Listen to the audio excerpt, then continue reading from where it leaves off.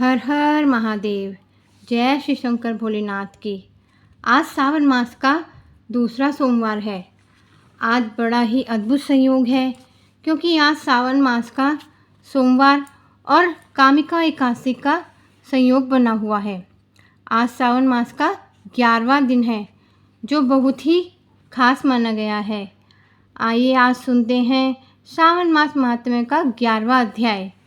तिथि महात्म्य। श्रावण महीने की प्रतिपदा तिथि सोमवार युक्त हो तो उस महीने में 5 सोमवार होंगे। ऐसे योग का रोटक व्रत नाम होता है।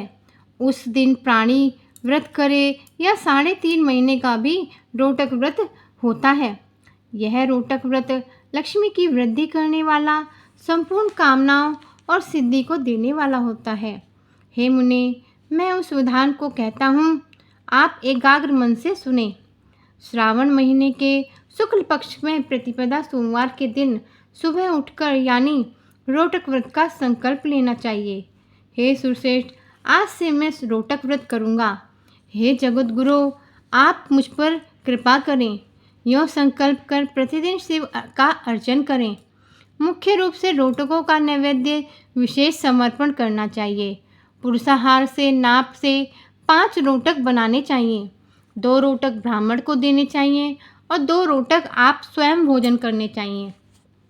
1 रोटक नैवेद्यार्थ शिव को सदा के लिए समर्पण करना चाहिए। जो 7 सागर के सहित भूमि का दान करता है तो उसका जितना फल होता है वह इस व्रत के सविधिक करने मास से प्राप्त हो जाता है।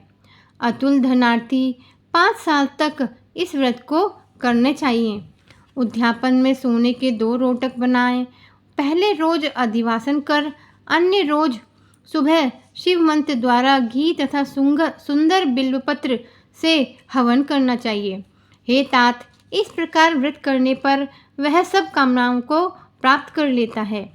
हे सनत कुमार, अब द्वितीया का शुभ व्रत कहूँगा, जिसे श्रद्धा से करने वाला प्राणी लक्ष्मीवान तथा पुत्रवान हो जाता है। वह औदुंबर नामक व्रत सब पापों का नाश करने वाला होता है। ज्ञानी व्यक्ति श्रावण महीने के आने पर शुभ तिथि द्वितीया में शुभ संकल्प कर विधिवत व्रत करते हैं। जो स्त्री पुरुष इस व्रत को करेंगे वे सब संपत्तियों के अधिकारी होते हैं। इसमें साक्षात गूलर का अर्चन करना चाहिए। गूलर न मिल सके तो दीवार में गूलर के चित्र को बनाकर 4 नाम मंत्रों से अर्चन करना चाहिए। हे औदुंबर, आपको नमस्कार है। हे हेम पुष्पक, आपको नमस्कार है। जंतु फल युक्त लाल अंड तुल्य शाली युक्त आपको नमस्कार है। यों अर्चन कर उसमें शिव तथा शुक्र का अर्चन करना चाहिए। गूलर के 33 फलों के 3 हिस्से कर जिनमें से 11 फल ब्राह्मण को तथा 11 फल देवता को देने चाहिए और आप 11 फल ग्रहण करने चाहिए। उस दिन अंत का आहार न करें। रात में शिव और शुक्र का अर्चन कर रात भर जागरण करें। हे तात, इस तरह 11 साल व्रत करने चाहिए। साल समाप्ति पर उद्यापन करें। विधान के अनुसार ब्राह्मण को भोजन करवाना चाहिए। हे वत्स, इस तरह इस व्रत के करने से जो फल मिलता है उसको मैं आप लोगों से कहता हूँ, ध्यानपूर्वक सुनिए। जैसे यह पेड़ बहुत जीव तथा फलों से युक्त है, वैसे ही साधक बहुत पुत्रों वाला हो तथा उसके वंश की वृद्धि होती है। जैसे सोने के फूल से युक्त पेड़ होता है, वैसे ही व्रती भी लक्ष्मीवान होता है। अध्यावधि में मैंने इस व्रत को किसी से नहीं प्रकाशित किया है। गोपनीय से भी गोपनीय इस व्रत को आपसे कहता हूँ। इसमें संशय नहीं करना चाहिए। इस व्रत को भक्ति और श्रद्धापूर्वक करना चाहिए। हर हर महादेव।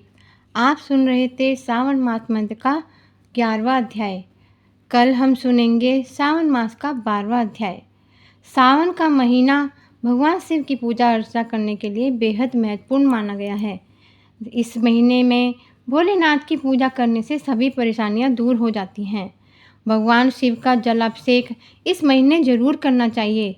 इस महीने सावन में रुद्राभिषेक और जलाभिषेक करने से भगवान बहुत प्रसन्न होते हैं।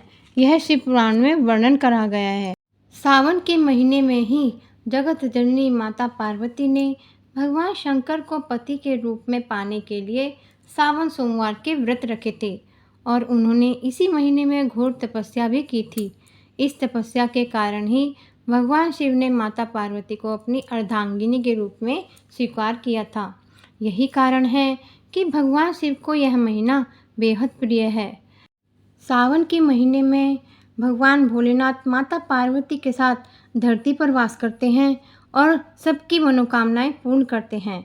अगर आप मेरे चैनल पर नए हैं तो आप मेरे चैनल को सब्सक्राइब जरूर करें और इन कथाओं का रसपान करके पुण्य के भागीदार बने। हर हर महादेव। जय श्री शंकर भोलेनाथ की।